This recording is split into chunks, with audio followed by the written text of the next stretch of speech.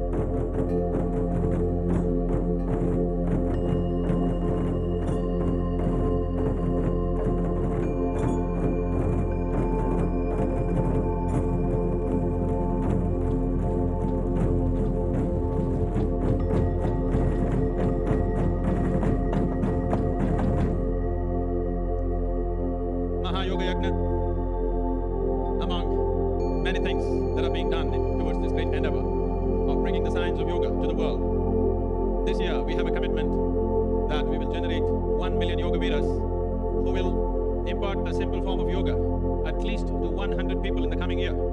That means 100 million new practitioners of yoga will happen in the world before the next Mahashivaratri.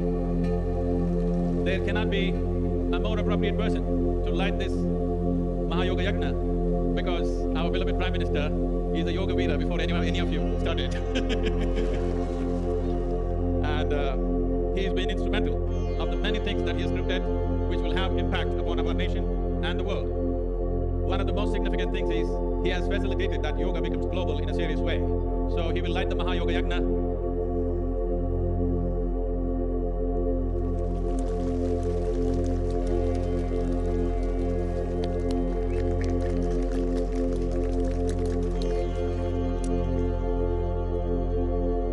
I don't hear enough celebration.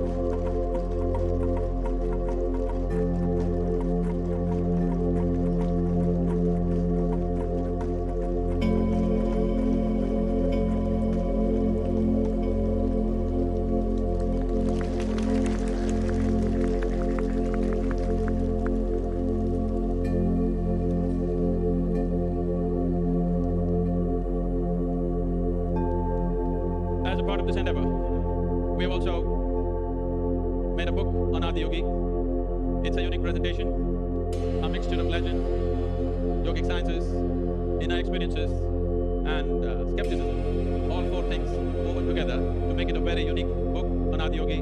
Right now, Prime Minister Narendra Modi will release this book.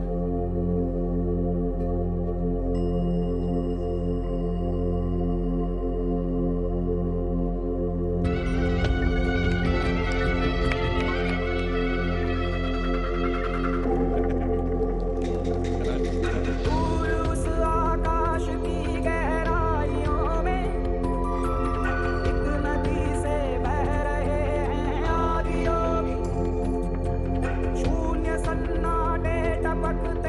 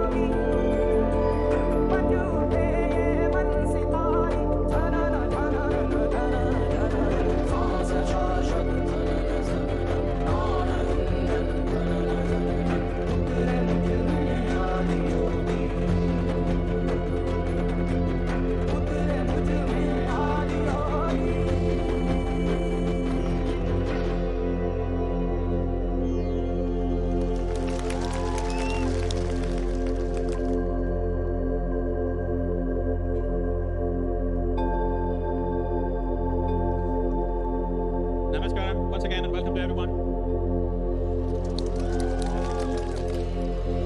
I wish to acknowledge and offer our respects to all the dignitaries who are here, the excellencies and honorable chief ministers. Please receive our gratitude for your presence, sir.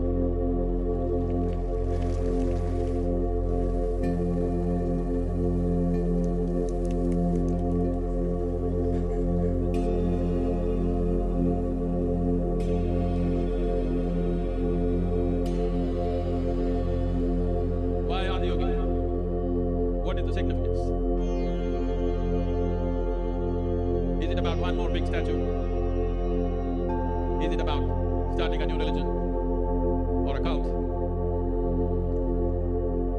This is a moment, in the sense, when as a human race, we did not understand the phenomenal world around us, the forces of nature around us. Naturally, human beings initially worshipped the elements around us in the form of rain, earth, earthquakes, everything became worship-worthy because they were all threats and we did not understand what was them, how to make our life on this planet. And this got a little organized and we started looking upward for human well-being. But in the last 200 years, since the advent of science and the offshoot of technologies, instead of looking up, most of us have started looking out for our well-being. By looking up, we believe things. We believe things which were not in our experience. Because we believe things, different people believe different things. And one man's belief versus another man's belief has caused so much pain, so much bloodshed, so much killing, wars for the last 1500 to 2000 years. Enormous amount of human blood has flowed simply because you believe one thing, I believe something else. But once science and technology came, we looked out for our well-being. In our pursuit of well-being, we have brought about such an ecological disaster that we are on the brink of annihilating life in general on this planet. And our pursuit of well-being has brought such pain and untold suffering to every creature on the planet. A worm, an insect, a bird, an animal and a tree have suffered immensely for every little comfort that you and me enjoy today in our lives. A time has come where we understand that human well-being can only happen from within. Because even right now as you sit here, both light and darkness only happens within you. Pain and pleasure happens only within you. Joy and misery happens within you. Agony and ecstasy happens within you. Anything that you ever experienced happened only within you. If you know how to take charge of this interiority, then human well-being is assured. Instead of being in pursuit of happiness, human beings can shift their entire way of operation on this world, in this world, by making it an expression of their joy. Towards this direction, Aadi Yogi has made a contribution unparalleled before him or after him. Over 15,000 years ago, when he explored this and expounded the science of yoga. When I utter the word yoga, most people are thinking of difficult postures. No, yoga means union. Union means you learned the science of obliterating the boundaries of your individuality so that you can experience yourself as something much larger than the way you're experiencing yourself as a tiny little body in this limitless existence. So towards this direction, Aadi Yogi explored this science, the science of human mechanism, how to handle it, how to take it to its peak. And he offered 112 methods, not commandments, but methods as to how you can do this for every kind of human being. So, to bring this dimension to the world, to move the world from belief to seekers of truth, from believing to seeking, making people from believers to seekers, or in other words, in the world to re-establish this, that truth can be the only authority. Some authority, either in the form of a book or an entity that we believe in, cannot be the truth. Truth can be the only authority. This is the fundamental of this yogi culture. This is what Aadi Yogi represents, this iconic face, this glorious face that we have labored to create. It took me 2.5 years to design, but our boys here delivered it in 8 months. Ladies, I believe it take 9 months. Our boys did it in 8 months. It's an incredible feat that a structure like this, for the first time, could be designed and created in 8 months' time. This is an offering to the world. This glorious space is designed to drive this movement that human beings should understand. In pursuit of well-being, you don't have to look up, you don't have to look out. In is the only way out.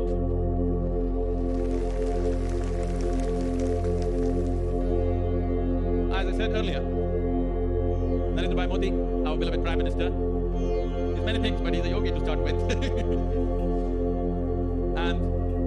in recent history, probably the only head of state lying down on the street and doing yoga with thousands of people.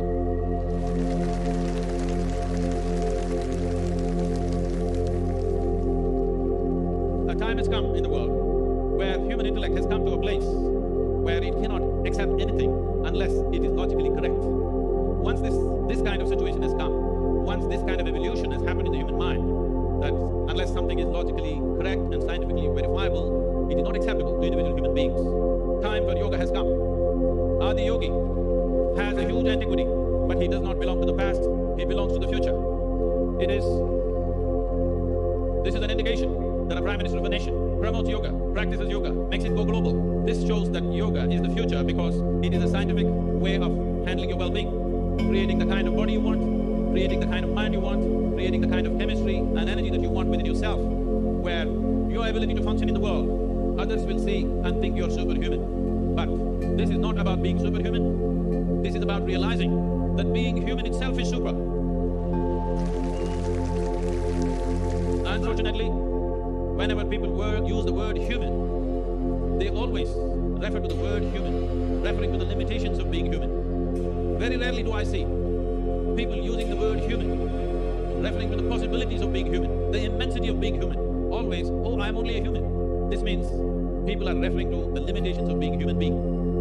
Over 15,000 years ago, this is the first thought that Aadi Yogi put into the minds of human race, that if you are willing to strive, you can transcend all limitations that are set by nature upon you. If you are willing to strive, you can cross the limitations and boundaries that nature has set for you. What you think are natural laws are only applicable when you're identified with the body. If you are willing to strive to go beyond that, there is a doorway. That doorway is yoga, and right now, Aadi Yogi, this iconic face, represents that doorway. And if I'm not going too far, our beloved Prime Minister in many ways has become the doorkeeper of this door.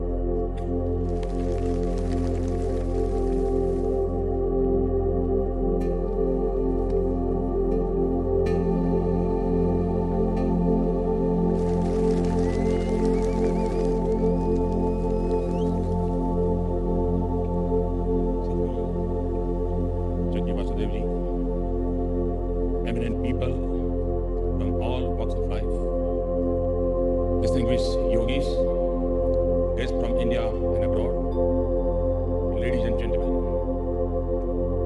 Ungal Yellarokam Yanna Udaya Anaban Vanakkam. My loving greetings to all. It is my honor to be here in this august gathering, that too on the auspicious occasion of Mahashivratri. There are many festivals, but this one is prefixed with Maha. Indeed, there are many devas, but only one Mahadeva. There are many mantras, but the mantra which is identified with Lord Shiva is called Mahamrutyunjay mantra. Such is the glory of Lord Shiva. Mahashivratri symbolizes a union of divinity with the purpose of overcoming darkness and injustice.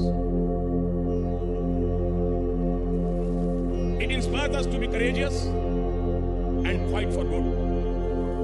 It marks the shift of seasons from the cold to the lively spring and brightness. Mahashivratri celebrations go on for the entire night. This symbolizes a spirit of vigilance that we have to protect nature and mold our activities in sync with our ecological surroundings. My home state, Gujarat, is the land of Somnath. The call of the people and the longing for service took me to Kashi, the land of Vishwanath. From Somnath to Vishwanath, from Kedarnath to Rameshwaram, and from Kashi to Coimbatore. Where we have gathered, Lord Shiva is everywhere. Like crores of Indians across the length and breadth of the nation, I too feel delighted to be a part of celebration of Mahashivratri.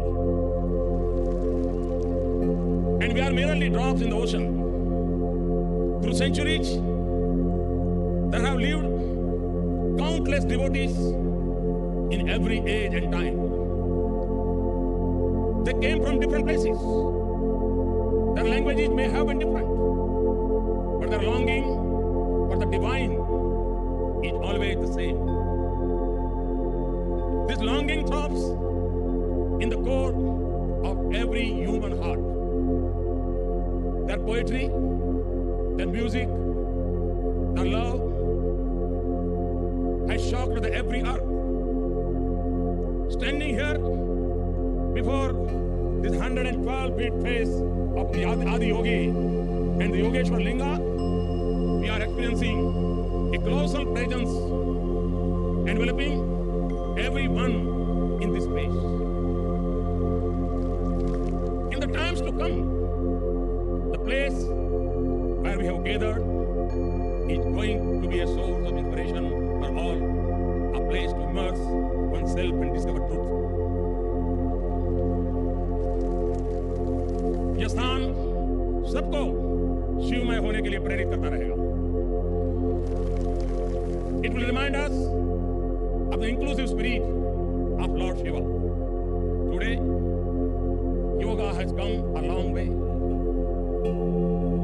There are various definitions, types, schools of yoga, and ways to practice yoga that have emerged. This is the beauty of yoga. It is ancient, yet modern. It is constant, yet evolving. The essence of yoga has not changed. And I say this because it is utmost importance to preserve this essence. Otherwise, we may just have to discover a new yoga to rediscover the soul and essence of yoga. Yoga is the catalytic agent ushering the transformation from Jiva to Shiva. हमारे यहाँ कहा गया है यत्र जीव तत्र शिव. जीव से शिव की यात्रा यही तो योग है. By practicing yoga, a spirit of oneness is created. Oneness of the mind, body, and the intellect. Oneness with our families, with the society we live in, with fellow humans, with all the birds, animals, and the trees, with whom we share our beautiful planet. This is yoga. Yoga is the journey from me to we. व्यक्ति से समष्टि तक ये यात्रा है. मैं से हम तक की यह अनुभूति, अहम से वयम तक का यह भाव विस्तार, यही तो योग है. India is a land of unparalleled diversity. India's diversity can be seen, heard, felt, touched, and tasted. The diversity has been India's greatest strength and has also brought India together. Think of Lord Shiva, and the picture that comes to mind is that of his majestic presence at Mount Kailas in the mighty Himalayas. Think of Goddess Parvati, and you remember the beautiful Kanyakumari, which is surrounded by the vast oceans. The union of Shiva and Parvati is a union of the Himalayas with the oceans. Shiva and Parvati, this is by itself a message of oneness. And look at how this message of oneness further manifests itself. Around the neck of Lord Shiva, there is a snake. The Vahan of Lord Ganesh is the mouse. We are well aware of the frosty relations between a snake and a mouse. Yet, they live together. Similarly, the Vahan of Kartikeya is the peacock. Peacocks and snakes are supposed to harbor great enmity. Even then, they live together. The family of Lord Shiva is diverse, yet the spirit of harmony and unity is vibrant.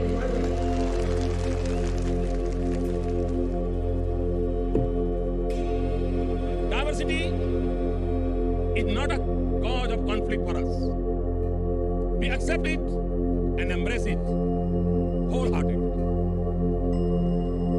It is a speciality of our culture that wherever there is God or goddesses, there is either an animal, a bird, or a tree that is associated with him or her. That animal, bird, or tree is also worshipped with the same spirit as the god or goddesses. There cannot be a better means to inculcate a spirit of reverence for nature. Nature equals to God. This has been firmly established by our ancestors, showing that foresight. Our scripture says, Ekam Sat Vipraha Baudha Vadanti. Truth is one.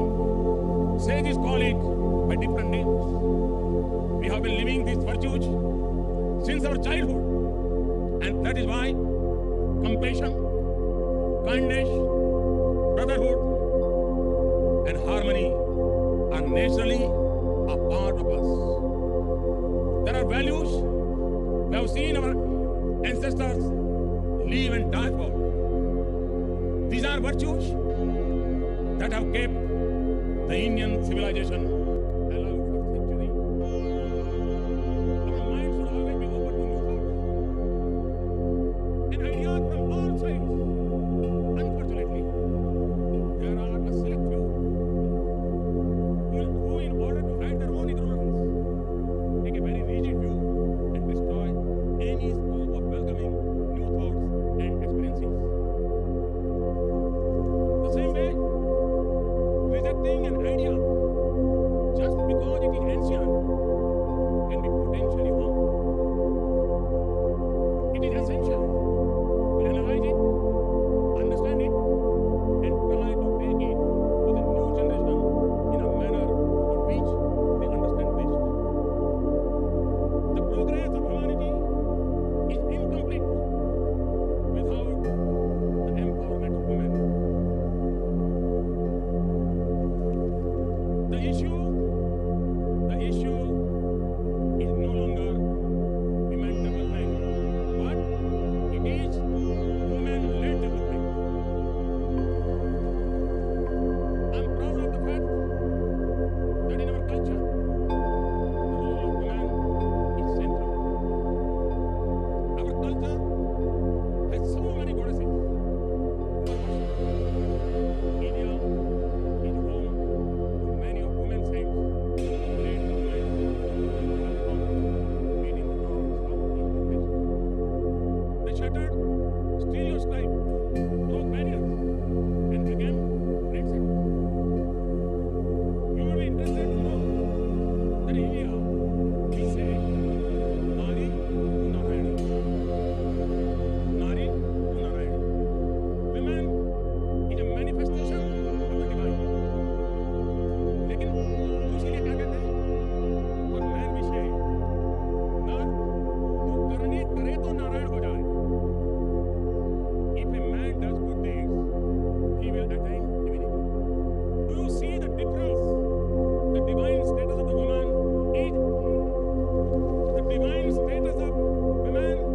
is unconditional. Nari to Narayani.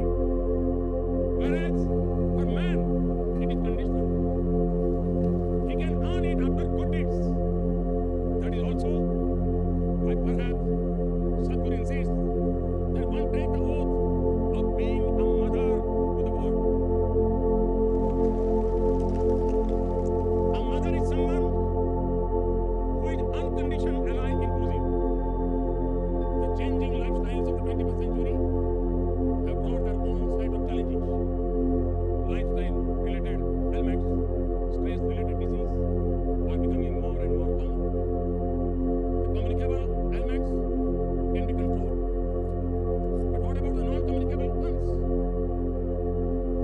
used to be